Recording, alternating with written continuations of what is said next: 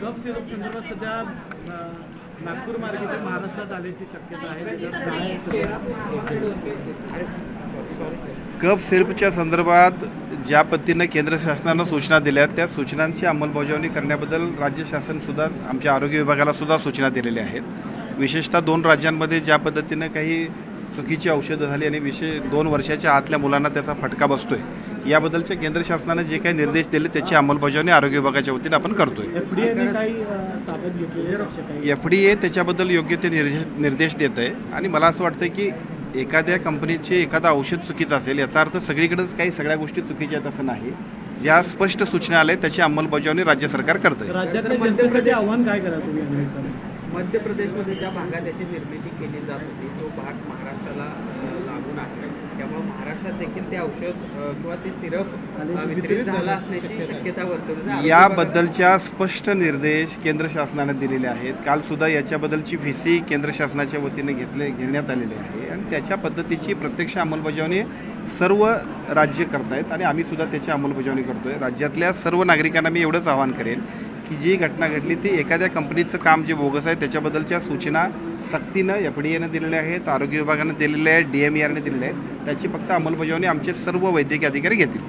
आणखी एक प्रश्न म्हणजे आपल्याच मतदारसंघामध्ये भाजपनं जिल्हा परिषदेच्या अनुषंगाने मेळावा घेतलेला आहे. सर्वच महायुतीतले पक्ष त्या ठिकाणी मेळावा घेत आहेत, तयारी करत आहेत. शिवसेनेची काय तयारी?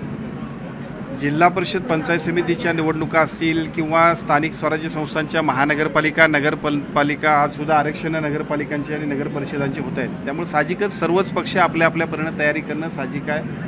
उद्या होणाऱ्या निवडणुका ह्या कार्यकर्त्यांच्या आहेत, त्यामुळे या कार्यकर्त्यांच्या निवडणुकांसाठी सर्वच पक्षाचे संघटना आपल्या आपल्या पद्धतीनं तयारी करणार आणि कार्यकर्त्यांसाठी काम करणार. साहेब, राज्यामध्ये अतिवृष्टी झालेली आहे, लोक मदत करायला तयार आहेत, पण अनुभव असे कोल्हापूरच्या बाबतीत येत आहेत की मुख्यमंत्री सहायता निधीसाठी मदत करायला लोक येत आहेत पण त्यांना तिथंपर्यंत पोहोचू दिलं जात नाही किंवा माहिती त्यांना दिली जात नाही. पेंडूरकर म्हणून एक दाम्पत्य आहे, त्यांच्या बाबतीत त्यांनी तब्बल 10 लाख रुपये त्यांनी इथं अनुभव चांगला आला नाही म्हणून त्यांनी PM केअरला त्यांना ते पैसे त्यांनी ट्रान्सफर केले. म्हणजे जे 10 लाख रुपये मराठवाड्यासाठी देणार होते उत्तराखंड आणि महाराष्ट्रासाठी.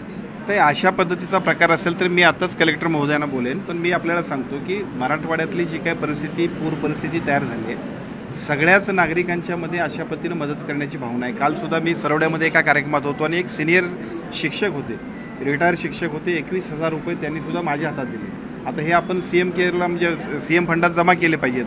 त्यासाठी अशा पद्धतीची जर का निष्काळजीपणा होत असेल तर त्याची माहिती घेऊ आणि तात्काळ संबंधित अशा पद्धतीने कोण जर त्याच्यामध्ये जाणीवपूर्वक दुर्लक्ष करत असेल तर त्याच्यावरती सुद्धा आपण कारवाई करू.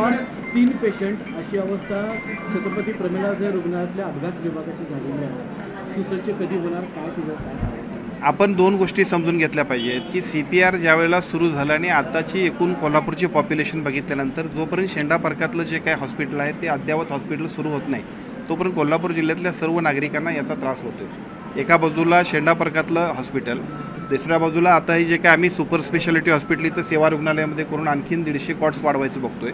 या सगळ्या सुविधा सुरू होईपर्यंत थोडीशी लोकांची नागरिकांची थोडीशी अडचण होते याची आम्हालाही कल्पना आहे. कारण सातत्यानं अपघात विभागात आपण जातोय आणि तिथून पेशंट आपण ज्या पद्धतीनं ॲडमिट व्हायला पाहिजे त्याला उशीर होतोय, त्यामुळे साहजिकच लोकांनाही त्याचा त्रास होतोय.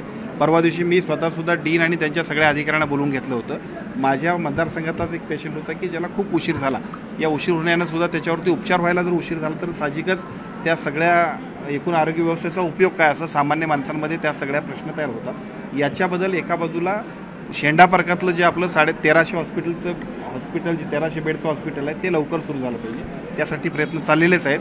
सेवा रुग्णालयातही काम सुरू होते आणि CPRमध्ये प्राधान्यक्रमानं विशेषतः पेशंटला इमर्जन्सी असेल त्याला तरी मस्ट बी ज्या सेवा द्यायला पाहिजे त्याच्याबद्दलच्या सूचना आपण डीनना आणि त्यांच्या सगळ्या यंत्रणेला दिल्या आहेत. आनंदाचा शिधा यंदा मिळणार आहे का? कारण गेले कित्येक महिने हा आनंदाचा शिधा आहे तो गेला नाही आहे. विशेषतः जे महापुरात आता ज्या आलेल्या मराठवाडा असेल, सोलापूर असेल या भागातील लोकांना हा आनंदाचा शिधा मिळणार आहे का आणि कधी मिळणार आहे? 2 विषय वेगवेगळे आहेत. महापुरातली जी काय परिस्थिती आहे आणि तिथल्या नागरिकांना ज्या पद्धतीचे निर्णय घेऊन आम्ही सगळ्यांनी त्यांना मदत करणं अपेक्षित आहे ते निश्चितपणे उद्याच्या कॅबिनेटच्या बैठकीमध्ये सुद्धा सन्माननीय मुख्यमंत्री आणि दोन्ही उपमुख्यमंत्री करतील. आणि आनंदाचा शिधा हा अन्न व नागरी पुरवठा मंत्री सन्माननीय छगन भुजबळ साहेबांच्या अखत्यारीतला विषय आहे. त्याच्याबद्दलचा निर्णयसुद्धा राज्य शासनाच्या वतीनं पुढच्या आठवड्यापर्यंत, कारण दिवाळी आहे, त्याच्याबद्दलचा निर्णयसुद्धा सरकार घेईल.